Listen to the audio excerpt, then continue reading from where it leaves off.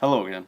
In this video I'm going to try to explain how I use my iPhone 6 with Mapquest, the Smart Volume app, and my Boss Audio Bluetooth speaker system to use GPS and listen to music while I ride. And it only cost me about $100. My iPhone and Verizon aren't exactly cheap, but even if I had a standalone GPS unit and an independent audio system, I would still have and use my phone. So I don't really consider that part of this cost. I have installed a USB port that I got at Psycho Gear for $11, and I've wired in an extra lightning cable I had laying around so I can leave my screen on indefinitely without my battery dying. I know there are a lot of really high quality audio systems out there, so I won't say much about mine, but for $90 I highly recommend it. The Bluetooth always works and the speakers are loud enough even on the Harley, even at highway speeds. However, the two apps I'm about to explain are the only two apps that function properly to do what we need them to do. On that topic, I spent a good part of the winter fighting with Mapquest so they'd return a feature of their app that's necessary for this process to work. Luckily I prevailed and we have an app that works. So thanks, Brian.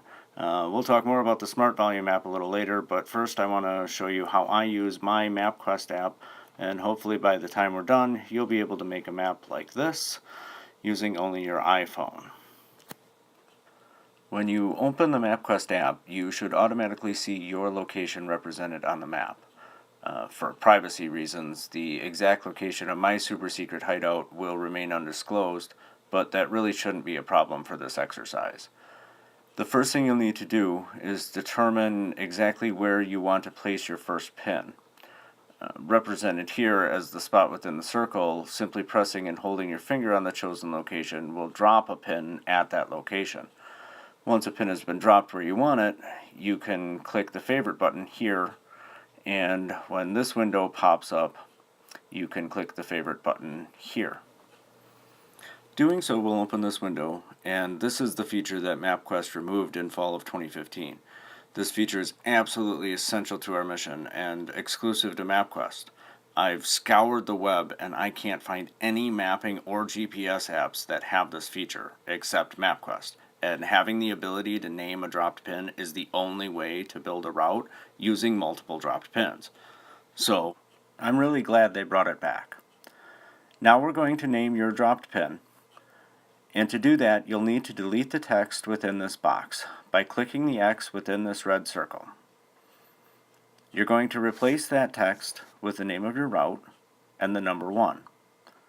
I highly recommend you choose a word to identify your route, and you follow that with sequential numbers. I'll explain why a little bit later.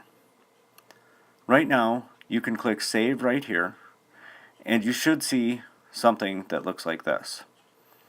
Now touch the screen where it says Get Directions, and it'll take you to a screen that looks like this.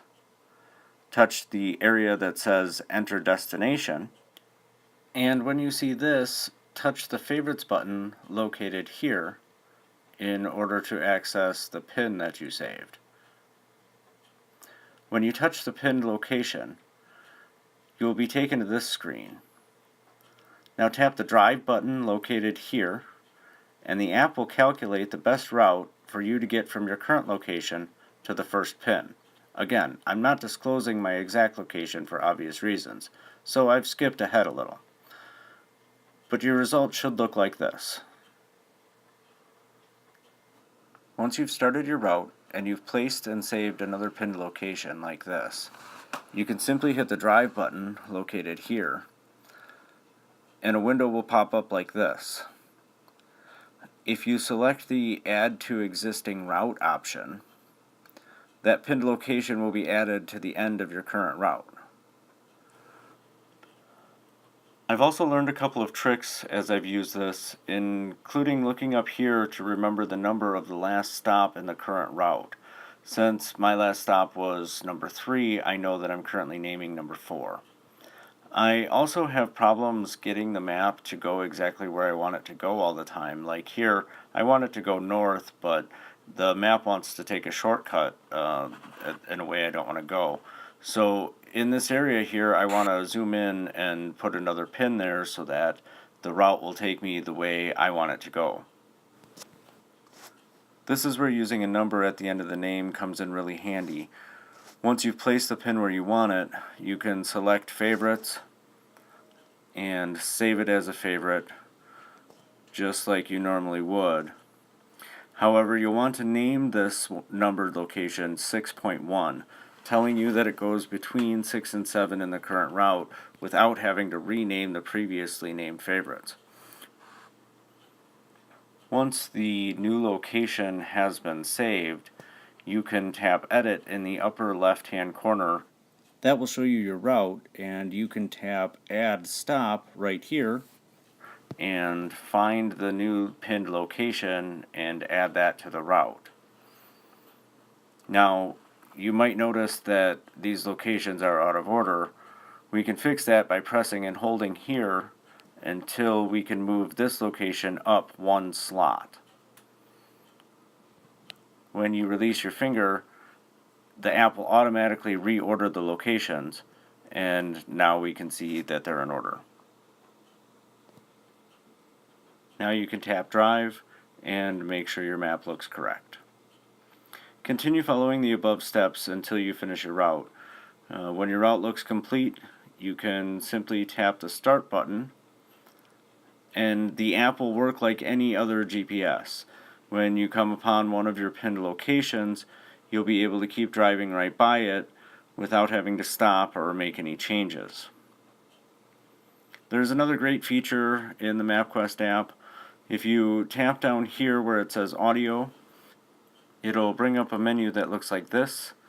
The slider bar that says Master Volume is the main volume for your phone, just like the buttons on the outside. But this section right here is what controls the volume of the turn-by-turn directions compared to the other audio coming out of your phone. Well, that's about all I have for the Mapquest app right now, but since I'm on the topic of volume, I'd also like to show you an app that was a complete game changer for me. This app is called Smart Volume, and it's basically speed-adjusted volume like you have in most newer cars, but it adjusts the volume of your phone based on the speed you're traveling. For reference, this is what it looks like in the App Store. I don't remember if I had to buy the app, but I'm pretty cheap, so I'm sure it wasn't expensive. Once you open the app, it will be off, and you'll be able to tell because it'll be very dim and hard to see. Simply touch the power button here, and the app will now be active. There are basically 3 settings you can change, and once you understand how they work, it's very simple to use. This slider here will set the low volume level, or the volume when you're traveling at slow speeds. This slider here will set the higher volume level, or the volume when you're traveling at higher speeds. This slider here adjusts the speed at which the volume changes. I set mine to the highest speed I can without going above the slowest posted speed limits I travel on. You're usually about 20 miles an hour. Once you've adjusted your settings, you can run the app in the background indefinitely. This is nice because you don't have to worry about it when you're out on the road, but you have to remember it will continue to adjust your volume, so you won't be able to keep the volume down until you turn the app off or close it completely. Well, that's all for today.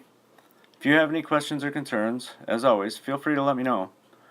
Join our Midwestern Routes and Roads Facebook group, visit our website at midwesternroutesandroads.com, or send us an email at midwesternroutesandroads@yahoo.com.